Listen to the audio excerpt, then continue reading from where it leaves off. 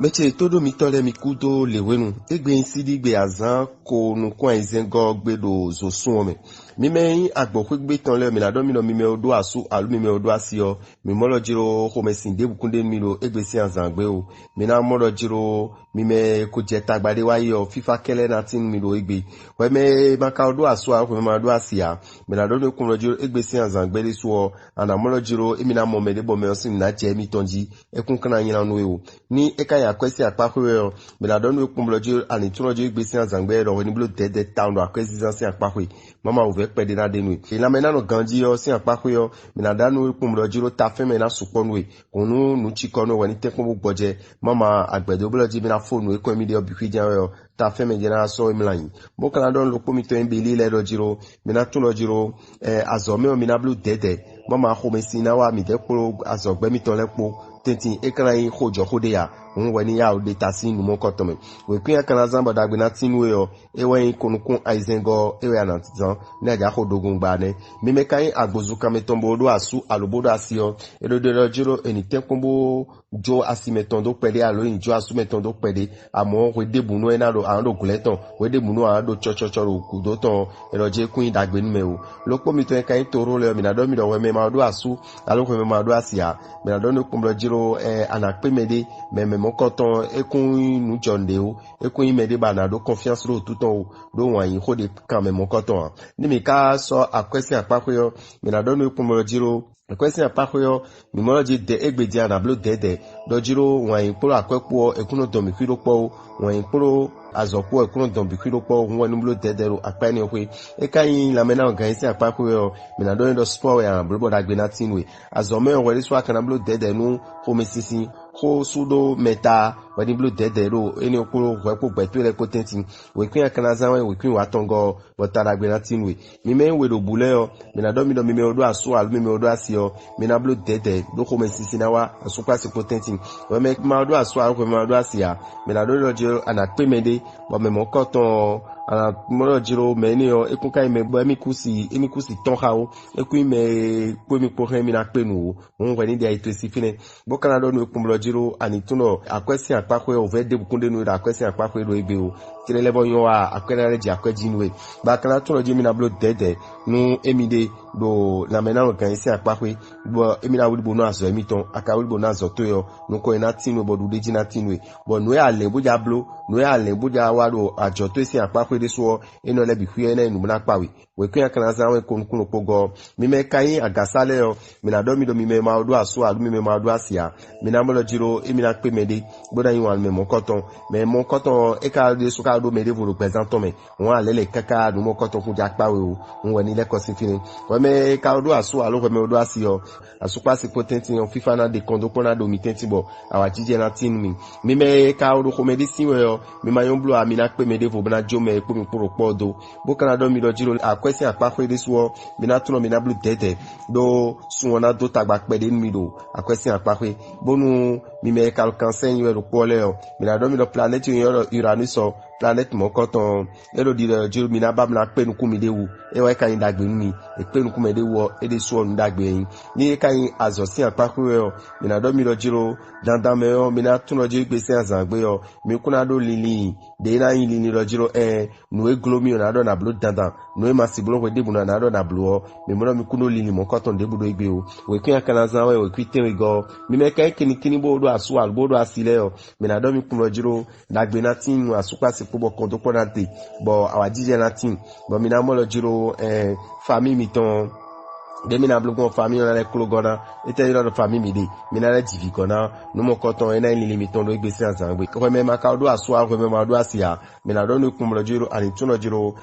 dandame o won isi apakwe yo no mo koton ena suponu emi do igbesi azangbe mo kana do no kumlo jiro ani blo dede poloko me sisi podo igbe no ko me lion lo po akwesi apakwe yo mina do no kumlo jiro uve de bukuna de nu edinu nu ya jablo ben akwesi apako yo ni mo koton ala pe obuna in bibloto mi kawa azosin apako yo mi na do ni ro lini de ado no ya ba bla bla ele woni blu tete a tete yo ana pe bla blu mo koton e ma so nde bu jajaja bu de mi na follow ibisi azangbe o we kun akana zan wan afoton ko atongo mi me yon do alojile o mi na do mi pum lojiro planet Saturn no di do lojiro e mi na wadagbe no asupa sipo lebo awa jije na tilo mi tentin bo mi na mo lojiro no to ko me si ko me mi da yo asumi to alas mi to tra di do egbe yo nkiko me mi na so do we me maka do asu alo ko me ma do asia mi na do no pum lojiro ani te ko mo do suru bo tu lojiro kan ko lo me din o me na asunu mi alasi no mi ko mo ro alito ijio bo kana tun kum lojiro mercury ero dagbe na wan mi me vierge lewe do akwesi apakwe amo mi na blo dede bo ai mi to na rote mama mi ma yo bla mi na khonwe na zoma akwe mi to mi kwina force apo me yo mi na khon mo koton o mi ni tun lojiro ndegbo mi ja kho igbe mi na lita mi pon kanji we chudi akwe mo koton ton bo kana don we lojiro la mena no gan isi apakwe yo ana mo lojiro uve de bukuna de no mi egbe si azangbe mi na ro kanji la gbaza mi kabo sanaku mi wa azo si apakwe yo mi na don we lojiro azo de bu de mi odo bo jablo azo de bu mi odo biblo yo edo mi ni tenpon bonu khome sinsin jajaja enide podo azomo koton kon mo tenpon bonu kiko de konja yo ena pe bla blo mo koton do yeme we kwin mi kana zan 57 mi me kai nu dagan le yo mi na do mi no planet yo lo maso planet mo koton ena don tagba wa super potency but tagba ni o e kana sin town on mi ni blo dede we me maka do aso aro ko me wa do asia mi na do lo jiro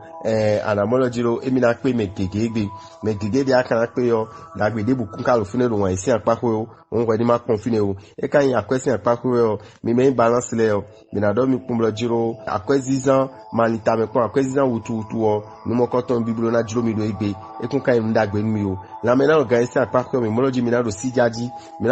we bikwinu bo nu pe video kun mi to na no ya oze o mi ni blo dede bo kana do mi lo jiro ya zo si apako yo mi ni tun pum lo jiro lopo de mi na tun o lo jiro nde bude mi jablo bena inu bona inu ki da ho le bo mi azeo mi ni lita me pon kanji bo le won no te pede cho bo abenu mon koton we kwe mi kana zan wa 70 mi na zan mo da gbenati mi we be kai scorpion bo ma do asu alu bo ma do asia mi na don we kum lo jiro ani tun lo jiro dandan me yo ana do me de u dizewe me mo koton e ka lo te kun bo na do ni lo jiro no ton je mi tonji bo me e na do igbe nwe we me ka do asu alu ko me do asia mi mo lo jiro kondo kono ro asu pa si potenti ya jije na de me kana tu kum lo jiro akwesi apakwe yo akwe do nukumi de yo mi na mo akwe mo koton yi amo mi ma yo blo akwesi zan de so ina le asupo wa akwe mo won ni blo dede ne ni mi me kai scorpion le mi na do mi lo planet Jupiter Pluton ko maspo planet Saturn le bikuyo ero dagbe na wal mi yo bo mi na lo kanjido agbazabe nu azosin apakwe yo mi na do mi kum lo jiro limitoni lopo nu wiwa mi to yin lopo nu mi le bo ja blo mi ni te ko bo sodote bo be biblo ena so bo gan mi ton le ya me ko mi pala so ale e na vodo chide do mi ubna mo do jiro me mo koton nu e kon ide yo nu dagbe kon ide we kwi mi kana zan we kwi ko go mi me kan Sagittaire yo mi na do mi pum lo jiro mi ni ton mi me odo asu alu mi me odo asio egbeje won yin ode na lewo che de jiro asu pa si potentin we me maka odo asu alu ko me odo asia mi na do jiro ana pe mede bo me mo koton akuntre na do aiton chubo na je won enu me mo koton ji o ni mi ka wa akwesi apako yo mi na do no kum lo jiro nu ele ade nu e khogbe aja bazan o je bo ko je o nu mo koton ana pe obran hikoto amo ero ni blue dede ma do hwan doji o eno kaka ho je na ho ni mi ka wa na me na lo kan isi apako yo mi na do nu wa so we mi Sagittaire lojo mi kuma uve debu no ro la me na lo kan isi apako nu azosi apako ka we o ana mo lo jiro kan to na do confiance nu we mo na zone de we nu vena de kana yini me nu mo koton akana pe obran blo be na level yan wa jije no ye po bi we kwi ana zan 62 nu dogun gba hiko ne mi me kan Capricorn le o bo mi rodo ya we zugban no bodo asu albodo asio mi na do mi do jiro FIFA na no mi tenti awa jide na mi tenti no weekend lo me o mi de susin wa lo enazon we me maka odo asu alo me do asia mi na do no planet Mercury planet mo koton ero di do ekun jiro eni blue tete bo tun lo jiro me debu de mi na modo egbe yo e ko di do mi ton enazon bo me mo koton enado se ko mi ton bo nu e ba mi de ro wan isi apako yo ena igbina nu lo ko mi ton le mi kan lo mi lo jiro akwesi apako yo planet yo Jupiter planet mo koton ena zombo de khomesin pede na wado akwesi apakwe yana zombo akwesi zan e madon kunton ena yin zan todo egbe si an zan gbe lopo mi ton le mi kana do mi do jimi level ni ta mi pon kanji nu ndudu mi ton mi level ni ta mi pona bo tun de mi na to legbon bo ndudu mi ton na je ngbe mi na je gangbe yo mi wa azo si apakwe yo mi na do mi pumoloji mi na tun lojiro nu mi lebo ja blo azo si apakwe le debo nu mo ko ton mi na pe o na bibloto amo mi ni to pumoloji mi do na blo dede bo na tun lojiro emi kuna no zodin yo ndebo andoje